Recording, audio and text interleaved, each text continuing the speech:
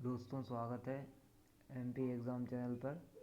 जिनका भी 24 तारीख को पेपर है वह इस वीडियो को ध्यान से देखें। इस वीडियो में हम 19 दिसंबर 2017 को जो ग्रामीण पंचायत और पंचायती राज और ग्रामीण अर्थव्यवस्था के जो 20 क्वेश्चन पूछे गए थे उनकी डिस्कस करेंगे।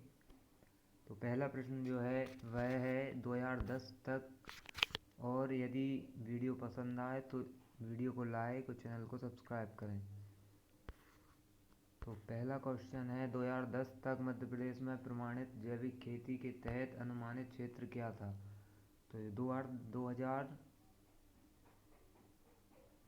2010 तक मध्य प्रदेश में प्रमाणित जैविक खेती के तहत अनुमानित क्षेत्र 1.48 लाख हेक्टेयर था। दूसरा क्वेश्चन, मध्य प्रदेश में मनरेगा के क्रियान्वयन के लिए कौन सा नामित प्राधिकारी है। मध्य प्रदेश में मनरेगा के क्रियान्वयन के लिए कौन नामित प्राधिकारी होता है। तो इसका आंसर है मध्य प्रदेश राज्य रोजगार गारंटी काउंसिलिंग, जो है वह मनरेगा के क्रियान्वयन के लिए नामित प्राधिकारी होता है।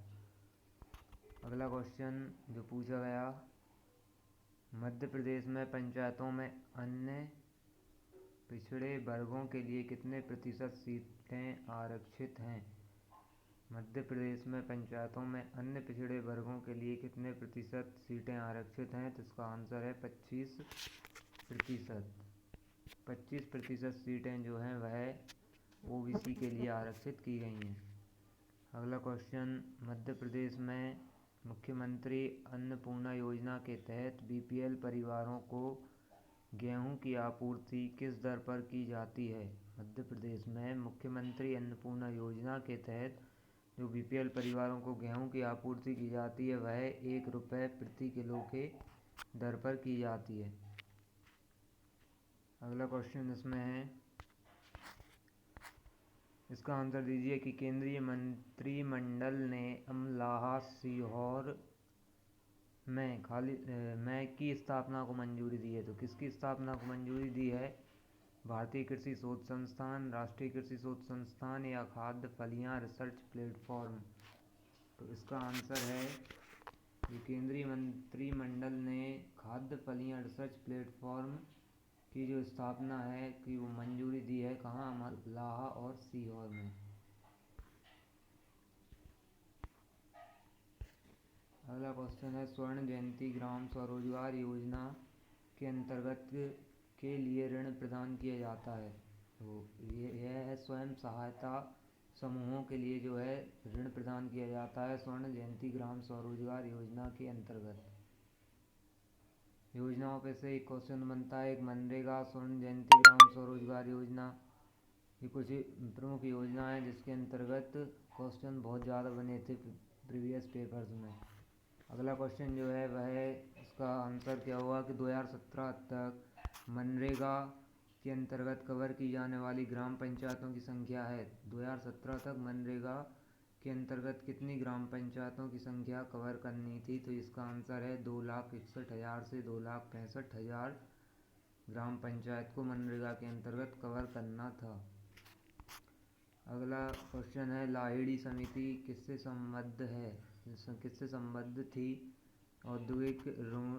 औद्योगिक ऋणता, कृषि उत्पादों के न्यूनतम समर्थन मूल्य, खाद्य तेलों की मूल्य संरचना या हस्तशिल्प के निर्यात। लाहिड़ी समिति जो है वह खाद्य तेलों की मूल्य संरचना से संबंधित है। तो यहाँ पे जो ग्रामीण अर्थव्यवस्था और पंचायती राज है, सबसे कठिन जो आपका होता है 20 नंबर का यह सब्जेक्ट होता है। अगला क्वेश्चन है, अगस्त 1971 में की अध्यक्षता वाली विशेषज्ञ समिति ने निष्कर्ष निकाला कि निकट भविष्य में प्रायोगिक तौर पर फसल बीमा को शुरू करना उचित नहीं होगा। तो इसके अध्यक्ष कौन थे। तो ये थे धर्म नारायण जी की अध्यक्षता में विशेषज्ञ समिति की अध्यक्षता में निष्कर्ष निकाला गया था कि निकट भविष्य में जो है वह प्रायोगिक तौर पर फसल बीमा को शुरू करना उचित नहीं होगा। अगला क्वेश्चन है, कि सभी तीनों स्तरों पर पंचायती राज प्रणाली उन सभी राज्यों में स्थापित की जाएगी जिनकी आबादी लाख से अधिक है। तो सभी तीनों स्तरों पर जो पंचायती राज प्रणाली है वह उन सभी राज्यों में स्थापित की जाएगी जिनकी आबादी, इसका आंसर था 20 लाख से अधिक है। 20 लाख से अधिक की आबादी पर पंचायती राज प्रणाली लागू की जाएगी। त्रिस्तरीय पंचायती राज प्रणाली लागू की जाएगी। इसका अगला क्वेश्चन था कि संविधान की किस अनुसूची में मध्य प्रदेश के आदिवासी क्षेत्रों को कवर किया गया था? तो इसका आंसर है अनुसूची 5 में। संविधान की अनुसूची 5 में मध्य प्रदेश के आदिवासी क्षेत्रों को कवर किया गया था। संविधान की अनुसूची 5 में मध्य प्रदेश के आदिवासी क्षेत्रों को अधिसूचित किया गया था। अगला क्वेश्चन, मध्य प्रदेश में चावल तीव्रीकरण की प्रणाली का उद्देश्य क्या है? चावल तीव्रीकरण की प्रणाली का उद्देश्य है चावल की खेती में उत्पादकता बढ़ाना। मध्य प्रदेश में चावल तीव्रीकरण की प्रणाली का उद्देश्य है चावल की खेती में उत्पादकता बढ़ाना। अगला क्वेश्चन, सांसद आदर्श ग्राम योजना का सर्वाधिक महत्वपूर्ण उद्देश्य क्या है? तो सांसद आदर्श ग्राम योजना का उद्देश्य था एक गांव का सर्वांगीण समग्र विकास करना। एक गांव को यहाँ एक सांसद द्वारा गोद लिया जाता था। अगला क्वेश्चन इसमें है किसानों के लिए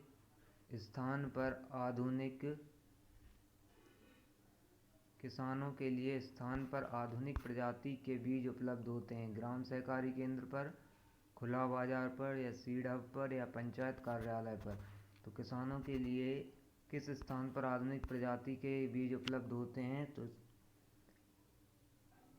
इसका आंसर है ग्राम सहकारी केंद्र पर जो है वह किसानों के लिए आधुनिक प्रजाति के बीज उपलब्ध होते हैं।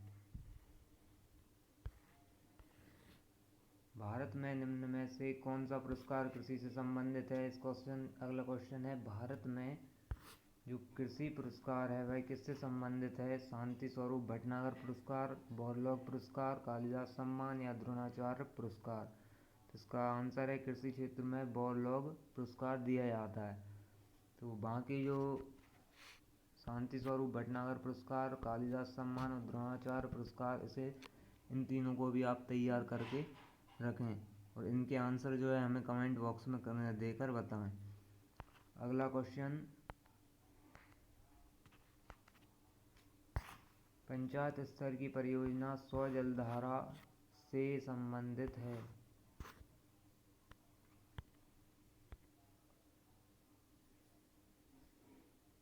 पंचायत स्तर की परियोजना सौ जलधारा से संबंधित है। पंचायत स्तर की जो परियोजना है सौ जलधारा से संबंधित है। ये किससे संबंधित है? तो देखिए नाम से ही संबंधित आ रहा है कि सौ जलधारा, तो यह है ग्रामीण क्षेत्रों में पीने के पानी में आत्मनिर्भरता।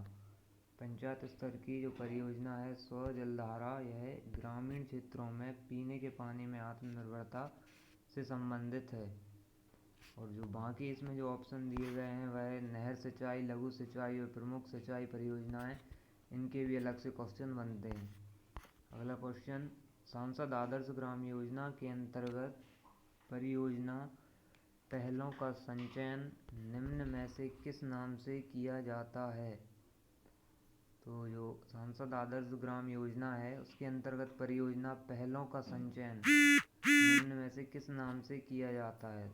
तो उम्मीद, संकल्प, सहयोग या संकलन। तो इसका आंसर है संकलन। तो आप एक अच्छी कोई सी बुक लें और उससे लगातार परंपरागत कृषि विकास योजना का निम्नलिखित में से क्या एक उद्देश्य नहीं है? तो जो परंपरागत कृषि विकास योजना है उसका उद्देश्य क्या नहीं है? तो ऑप्शन में है मृदा के स्वास्थ्य और जैविक पदार्थ सामग्री में वृद्धि करना। तो मृदा के स्वास्थ्य और जैविक पदार्थ में वृद्धि करना, यह तो एक कृषि विकास योजना का लक्ष्य है। दूसरा, जैविक कृषि को बढ़ावा देना, यह भी कृषि विकास योजना के अंतर्गत आता है। तीसरा है अन्य सभी प्रकार की खेती का उन्मूलन करना, यह इसका रॉन्ग आंसर है कि अन्य सभी प्रकार की खेती का उन्मूलन करना। जबकि चौथा है किसानों को शामिल करके कार्बनिक उत्पादन का प्रमाणीकरण, तो यह भी कृषि विकास योजना के अंतर्गत आता है। तो आपको जो 3 ऑप्शन है वह कृषि विकास योजना के अंतर्गत आ सकते हैं। और बाकी जो चौथा है अन्य सभी प्रकार की खेती का उन्मूलन करना, यह इसके अंतर्गत नहीं आता। अगला इसका जो 19वां क्वेश्चन है कि भारत में पर्यावरण संरक्षण अधिनियम, आप अपनी तैयारी की जांच करें कि 20 में से आप कितने क्वेश्चन कर पा रहे हैं और मुझे कमेंट बॉक्स में ज़रूर बताएं। तो जो 19वां क्वेश्चन है कि भारत में पर्यावरण संरक्षण अधिनियम में अधिनियमित किया गया था। तो जो पर्यावरण संरक्षण अधिनियम है वह किस सन में किया गया था अधिनियमित? तो भारत में पर्यावरण संरक्षण अधिनियम में अधिनियमित किया गया था 1947, 1986, 1991 या 2006। तो 1986 में जो है वह पर्यावरण संरक्षण अधिनियम अधिनियमित किया गया था। तो इसका आंसर हुआ 1986। लास्ट क्वेश्चन जो है इसमें 2010 में रेशम के कीड़ों के बहुप्रज संकरों के पालन से राज्य द्वारा भारत में कुल रेशम के उत्पादन का लगभग 85% योगदान किया गया था। मध्य प्रदेश में रेशम कीड़ों के बहुप्रज संकरों के पालन से राज्य द्वारा भारत में कुल रेशम के उत्पादन का लगभग 85% योगदान किया गया। तो ये कौन सा राज्य था? आंध्र प्रदेश, पंजाब, कर्नाटक या मध्य प्रदेश? तो इसका आंसर है कर्नाटक। कर्नाटक राज्य जो था उसने रेशम के कीड़ों के बहुप्रज संकरों के पालन के द्वारा कुल रेशम के उत्पादन का 85% योगदान दिया था। तो इसमें आपसे उत्पादन पूछ सकते हैं, कोई से भी फसल का पूछ सकते हैं, रेशम का, गेहूँ, चना और जो भी आपकी फसल है उनका उत्पादन मध्य प्रदेश के बजट से प्रश्न इसमें बन सकते हैं कि कितना बजट रहा, शिक्षा के लिए कितना बजट रहा, आपका ग्रामीण अर्थव्यवस्था या कृषि के लिए कितना बजट रहा। तो ये क्वेश्चन आपके बजट में से भी बन सकते हैं। तो यदि वीडियो पसंद आई हो तो वीडियो को लाइक और शेयर करें। अगली वीडियो में हम फिर प्रीवियस पेपर की श्रृंखला है उसका अगला क्वेश्चन पेपर लेकर आएंगे, इसलिए चैनल को सब्सक्राइब करें। थैंक्स यू दोस्तों।